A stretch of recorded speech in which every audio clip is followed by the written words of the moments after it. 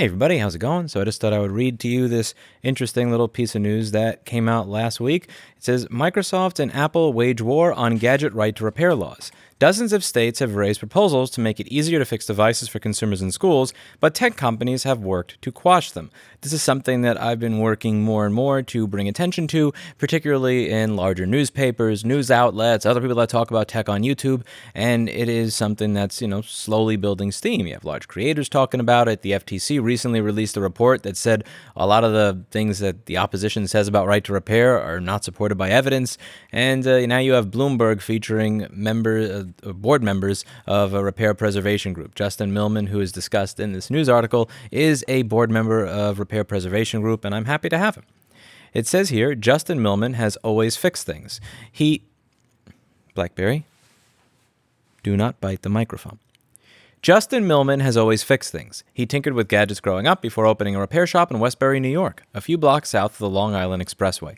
Students from a nearby school started trickling in with their busted devices, and business was brisk enough that Millman worked only on those. Each month, he now fixes some 2,000 iPads and Chromebooks, computers that, since the pandemic, have become education essentials. Sometimes, though, Millman can't fix them. It's not that he's technically incapable. It's that the parts and schematics are unavailable, usually because device manufacturers, including the world's richest companies, like Microsoft and Alphabet's Google, don't share them. Several students recently came to Millman with defective Wi-Fi cards on their Chromebooks, laptops designed only to work when connected to the internet. That card widget is not particularly hard to find or an expensive part, Millman explained, but the laptop maker requires a specific version to be installed, and Millman isn't on the short list of approved repair providers. He counts 25 schools he works with facing an identical flaw, and that's just me, he said, and you can see Justin over here posing for that photo. For years, technology companies have imposed strict limits on who can fix chipped iPhones, broken game consoles, and a wealth of other non-working or defective gadgets. Components are kept in short supply or simply not shared with independent shops to mend things like USB ports and batteries. After seeing these restrictions firsthand, Millman joined a cadre of small business owners, hobbyists, and activists pushing right to repair bills across the country. These measures are designed to undo rules businesses set to restrict repairs to authorized providers for a vast range of products, from a Kindle to a wheelchair. 27 states considered such bills in 2021. More than half have already been voted down or dismissed, according to consumers groups tracking the proposals. To advocates of those bills, the current repair system is a major reason why we cycle through personal devices so quickly, furthering the environmental impact of these gadgets. America's smartphone habit alone eats up some 23.7 million tons of raw material, according to a report from United States Public Interest Research Group. The consumer group estimated that people holding onto their smartphones for an extra year would be the emissions equivalent of taking 636,000 cars off the road. One reason that these legislative efforts have failed is the opposition, which happens to sell boatloads of new devices every year. Microsoft's top lawyer advocated against a repair bill in its home state. Lobbyists for Google and Amazon swooped into Colorado this year to help quash a proposal. Trade groups representing Apple successfully buried a version in Nevada. Telecoms, home appliance firms, and medical companies also oppose the measures, but few have the lobbying muscle and cash of these technology giants. While tech companies face high-profile scrutiny in Washington, they quietly wield power in state houses to shape public policy and stamp out unwelcome laws. Tech companies argue that right-to-repair laws would let pirates rip off intellectual property and expose consumers to security risks. We're going to get to that soon. In several state houses, lobbyists told lawmakers that unauthorized repair shops could damage batteries on devices, posing a threat of spontaneous combustion. Usually, again, I've set like 3 e-bikes on fire. Haven't set a MacBook on fire so far.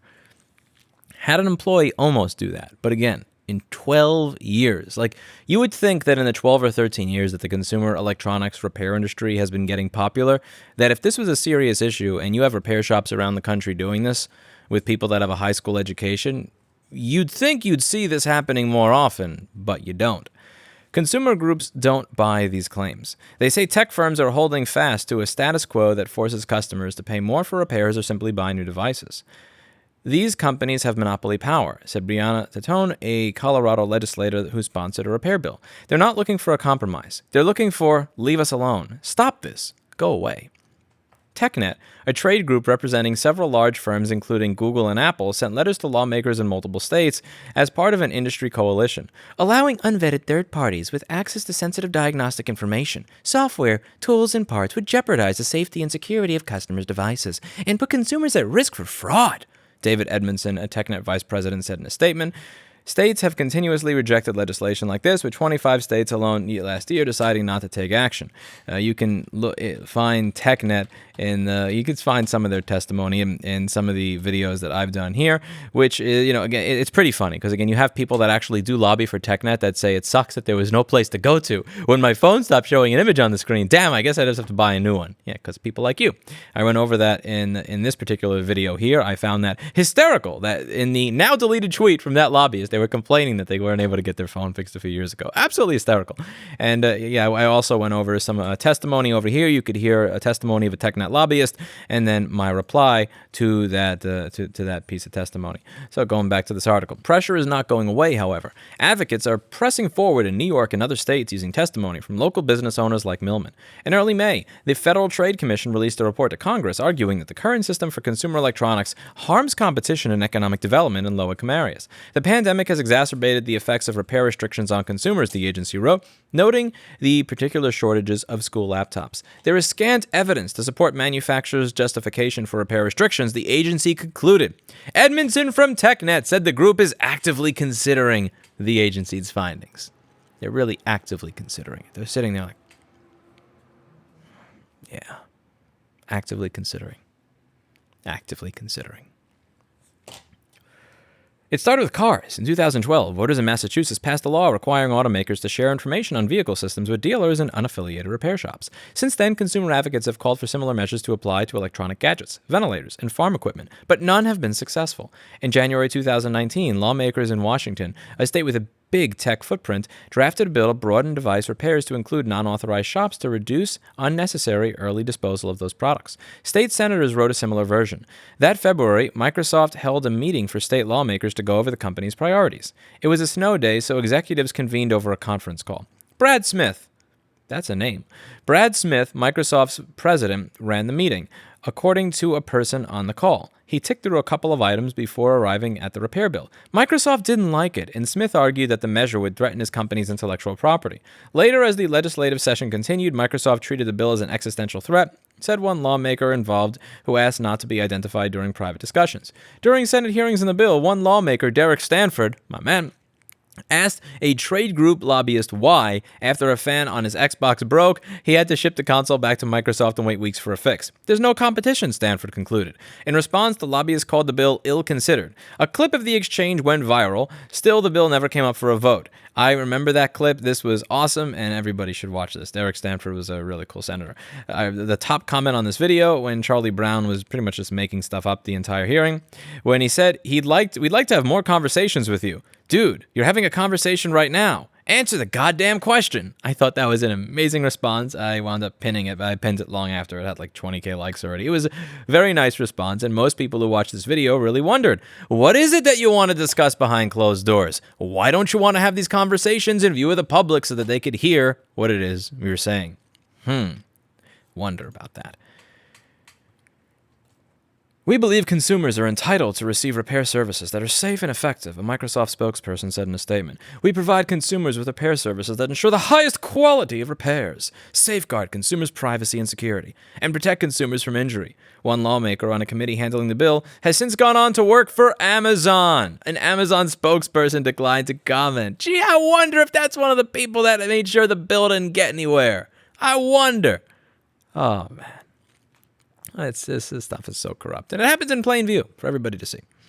Earlier this year, Washington Democrat Mia Gregerson sponsored another right-to-repair measure. She stripped out language from the 2019 bill that Microsoft disliked that barred customers from making devices with built-in batteries, such as Microsoft Surface Tablet. And honestly, I'm okay with that. If you want to make the device where you glue the battery in the most obnoxious way possible, that's not even what we're saying. That's not even what we are pushing for here. If you make a device and the little thingy that's responsible for it charging, that always dies, is made by a company, and you tell that company, don't sell it to anybody, so that when this device dies, they got to come to us, that's what we're talking about. Again, would I like to have a device where the battery is not glued in? Absolutely. That is my personal preference, but I am not trying to legislate my personal preference on that issue. And I'm okay with that part being taken out. Again, I prefer it, but I would prefer to do the minimal amount possible when it comes to right to repair legislation to get what we want done without the bill becoming a giant cluster heap of all sorts of stuff that is just kind of a wish list. But as you could see, it really didn't make any difference here. Sandy Hayes, a director with North Shore School District north of Seattle, testified in support. Like other districts, Hayes sent out more than 14,000 laptops to students during the past year to make remote schooling work. Several parents initially refused to take the devices, Hayes said. They were too nervous about repair costs. Hayes informed them the district would cover those costs. But once again, the repair bill didn't have enough support. Registered lobbyists from Microsoft, Google, and Amazon all weighed in on the bill, according to state records. And again, do keep in mind that one of the people who got hired by Amazon was one of the people who was on the committee that was supposed to decide what to do with this bill. And Amazon's lobbying against the bill. Are you starting to see how this works? BlackBerry is. Reuven Carlyle, a Washington senator who chairs a state committee, said tech companies were unenthusiastic about the repair bills but not unwilling to negotiate. Ha! No one asked me to stuff the bill in Jimmy Hoffa's grave, he said. He concluded that the policy measure wasn't properly understood. You have many opportunities to understand the policy measure. You have many opportunities to speak with all of us. We make ourselves freely available. I don't hear us getting calls back, though. According to Gregerson, however, one company has an outsized influence. If you really want to know who was naughty, and I quote, "It was Apple," she said. Lobbyists representing the iPhone company discreetly told colleagues that it would be willing to endorse repair programs at local colleges in exchange for killing the bill, according to Gregerson. Apple declined to comment. Unlike Microsoft, Apple often lets hired guns or trade groups do its advocacy. In New York, an Apple-backed association, Security Innovation Center, oh my God, it's literally like buzzword, buzzword, buzzword, sent around talking points opposing a right to repair bill in 2018. Such legislation would have gifted hackers with digital keys to thousands of internet-connected products, read the document viewed by Bloomberg News. Additionally, the document said these laws would mandate tech companies to hand over sensitive trade secrets. That New York bill never made it to a vote in my home state, where, I always hear how, like, New York is this champion of progressive politics. I even hear it in the news, like, New York is so progressive. Look at how progressive. I mean, no, you're not. Consumer groups in opposition, however, see Apple as particularly unbending and protective over its devices. It's like Tiffany Jewelry, said Nathan Proctor, U.S. PERG director. They want control. In the recent FTC report, the agency concluded that there was no empirical evidence that independent repair shops put consumer data at risk any more than authorized ones. I hope that Nathan Proctor puts that on a T-shirt, puts that on a hat, puts that on a mug, and just I hope that he does that, and I hope he gets it printed on a suit. Next time he goes to testify at one of these things, there should be a suit jacket that has nothing but FTC quotes from that document, because you only get 1 minute or 2 minutes to testify at a lot of these hearings. Often people say, "Hey, Lewis, why didn't you say that? Hey, Lewis, why didn't you say this? Hey, Lewis, why didn't you say that?" There's a 90-second timer, and once it goes off, it starts buzzing at you. So I think it'd be really cool if we just had a jacket with quotes on where you could find this stuff. It would be awesome. In Colorado, 2 lobbyists from Capstone Group registered on behalf of Apple to oppose a repair bill this year, state records show. They were joined by a phalanx of representatives from other tech firms, telecoms, and trade groups. But it was Google that surprised advocates with the vigor of its opposition. Google hired Mary Kay Hogan, a lobbyist from the Fulcrum Group in Denver, who raised concerns in a March email to Representative Titone about the proposal's impact on phone warranties. Advocates say that the concern doesn't hold water under federal warranty laws. Google sells relatively few phones, but Chromebooks, which Google and its hardware partners make, have soared during the pandemic thanks to schools. A representative for Hogan didn't return requests for comment. Of course not. Google declined to comment. Of course they did. Titone did not find Google's argument unique. It's the same refrain all the time, she recalled. I tried to alleviate those concerns, the committee adopted those amendments, and then they still voted against it. Yeah, I wonder if one of them is going to go off to work for Amazon or Google 2 months from now. We'll see. During testimony on the bill, lawmakers heard from a 9-year-old environmentalist and a disabled rural resident who had to wait over a month for his wheelchair to be fixed. So again, this is one of the things that I hear about all the time in the medical device world. What if they do it improperly? What if they do it improperly? What if they do it improperly? You're stuck in a wheelchair and you need that wheelchair to work in order to be able to move around or be able to live your life. If the manufacturer's wait time is 1 month, you're kind of screwed already. A similar bill was nixed a month earlier in Nevada. Selena Torres, a Democrat from Las Vegas, was inspired to introduce it after seeing laptop shortages in the high school where she teaches English. Even though a technician at her school is certified, Torres said he's unable to get sufficient parts to fix Chromebooks. And this is a thing that most people, they really don't get. A lot of people don't understand this, that you can be certified by the manufacturer. You could take all their tests, jump through all their hoops, and at the end of the day, still not be able to get access to anything. People have often asked of me, Lewis, why don't you just get certified? Why don't you stop complaining and get certified so you can get the chips that you want? None of the things that I use in my videos, 0% of what I use in order to do my job is something that I would get access to if I was certified. I'm not going to get access to a schematic. I'm not going to get access to a board view. I'm not going to get access to any sort of tool to pair a new T2 chip to an SSD if a T2 chip dies. I'm not going to get access to chipsets, anything. None of it. Zero.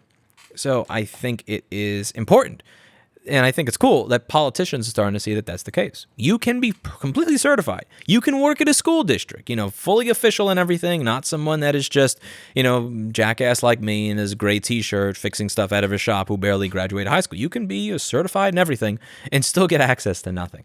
And I think that's something that more people are waking up to now.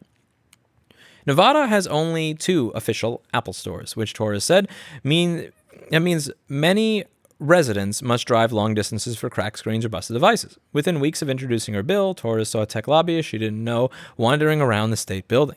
They made similar arguments to those in Washington and Colorado. Nevada's negotiations, however, were colored with a proposal from the governor called innovation zones to lure tech companies to the state by granting them powers of local governments. Torres' bill didn't make it out of committee. Watching the tech industry operate, she saw a clear, familiar corollary. I'm sure that casinos back in the day didn't want to be regulated either, she said. Like the Tone and Gregerson, Torres said she plans to reintroduce a similar bill in the future. Until repair laws change, Justin Millman must keep up his daily routine. Each morning, he scours 25 different websites for available motherboards on a particular Chromebook model. Over a dozen manufacturers make Google's cheap laptop, but the model from Acer Inc. is popular in Long Island. He spends about $40,000 a month on new Chromebooks just so he can pull out their motherboards for students that need fixes. Millman's attempts to contact the Taiwanese manufacturer about the component haven't worked. By the way, you know who winds up paying more money for this type of stuff when the company restricts repair? The school. Because the repair company has to charge more because they're not able to get access to the specific part without scavenging. So the repair company charges more. The school then has to pay more for the repair. The resident then has to pay more in property tax. This eventually does really trickle down to you in the form of higher prices and higher taxes so that Microsoft or Apple or Google or Amazon can make more money. He faces a similar problem with Apple. The company has an independent repair provider program, which allows businesses to fix out-of-warranty devices. Millman is not a member, but even members are unable to get iPad screens, a frequent repair need from school kids.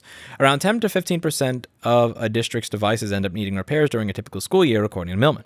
One Long Island district he works with has over 13,000 iPads in circulation. He estimates that they have around $130,000 a year in repair costs. If the district had to replace all the broken iPads rather than fix them, that cost jumps up $250,000. That's why Apple doesn't answer my emails, Millman said. For them, it's just dollars and cents. They don't think about the person on the other side of the iPad. Honestly, I agree, but I'm also happy to see that this is getting more pickup all around. Again, I'm seeing articles in all sorts of major outlets. I'm seeing videos from all sorts of major content creators, and I'm seeing a lot of people that just really had no idea what this is, expressing curiosity about what right to repair is. And, I'm happy to see that, and I'm happy to see that Justin made it into the news. He deserves it. He's a good dude. He does really hard work. He's up all hours of the day and night to get stuff done, and I'm happy to have him on the board of Repair Preservation Group, and I hope we're able to accomplish some good things together. So that's it for today, and as always, we hope you learned something. By we, I mean me and BlackBerry. Or I should say BlackBerry and I. BlackBerry and I, so my grammar is correct. Is it BlackBerry? BlackBerry? She's very camera shy. She's not like Clinton. Clinton runs to the camera, looks at it, meows. BlackBerry is just kind of very nonchalant. She just wants to sit here, bite my microphone. She's a simple cat. Very simple cat. That's it for today, and I'll see you in the next video. Bye now. Oh, lastly, I almost forgot something. So I've been working on this wiki project for a while, and I'm going to include a link to a Discord down below for anybody who wants to join and discuss. But what I'd like to do is I'd like to create these kind of solutions guides that kind of get people to understand what the major flaws are on a number of different devices and how to fix them. So I've started a lot of contributing to this, and recently we've just installed a bunch of stuff on this wiki to make it easier. One thing we fixed were the horrible load times. We got a nice new host, so the pages load quickly.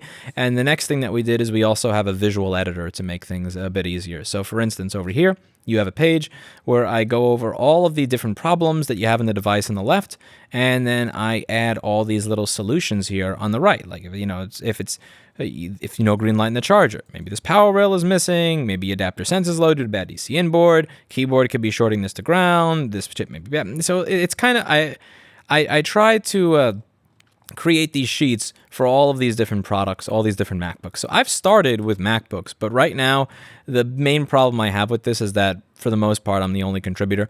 So again, just this favor, I'm going to keep this up here. I'm going to make this available for free. At some point in the future, I would like to be able to identify high quality contributors and be able to pay them for more regular contributions on a number of different devices when I can confirm that what's being put up is good. And again, it is my goal to keep this completely 100% free for anybody who wants to look at it, free to the user to be able to view and maybe use as training materials for their own staff. So like this here, this was literally taken out of a training material that I have for my own staff. So this is when we're teaching people how to do board repair. We're teaching them how to identify items that need to be looked at. And, a lot of it is admittedly just me writing crap in paint, but it's me going over what's good and what's bad to try and teach people how to find troublesome areas.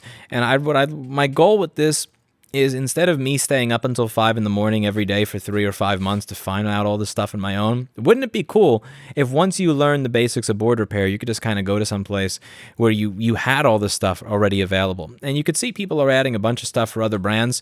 So we're starting to get to a point where other people are adding solutions. Like, so for example, for this machine, someone added problem solution. I didn't add that, but a lot, like 90% of the content at this point is stuff that I've put there. So I'm going to include a link to a Discord if you just want to kind of chat on ideas you have for this or information you want to contribute if you have questions. And if you do want to be a contributor, we did get a visual editor in here to make things considerably easier to contribute. We're working on coming up with ways to make things even more streamlined and easy to contribute. And this is a project of mine. This is like a pet project of mine. Again, this is a nonprofit, so I'm not going to be putting $20 or $50 million into this, but it is something where I would like to be able to find people who are best in their field and get them to contribute to this in a manner where there is some sort of financial compensation for putting up articles that are of incredibly high quality and high demand, and like to the standard of, let's say, what I have going on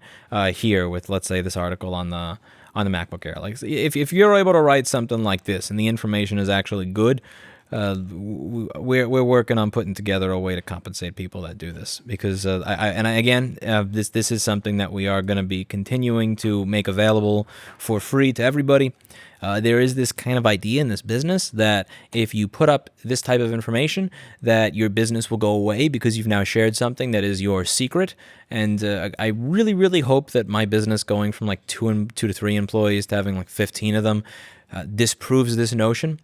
And one of the things I'm hoping for is that if I put up a solution on all my stuff, and then you put up a solution, that my solution helps you, but then your solution will help me when I need a solution someday. So I really think I hate to use this because it's a campaign slogan for a very divisive political candidate at the time. But the whole stronger together thing, I do believe in that. The whole idea that if I give you my solutions and you give me your solutions, and everybody does this, that we will all be better off when someone walks into our repair shop. And instead of saying, I don't think I can fix this in an economically viable way, or I don't think this is something where I'm going to be able to help out, we'll look at the site and go, you know what? This may be one of the signature flaws. This may be something we can actually fix in an economically viable way. I think it will make the repair business look better all around if, when customers go to repair shops, that repair shop is more likely to help them.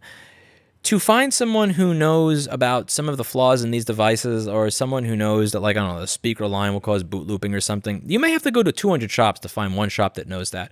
But if 190 of those 200 shops know that, then there's a higher likelihood of a consumer getting their problem fixed by an independent or being able to fix it themselves.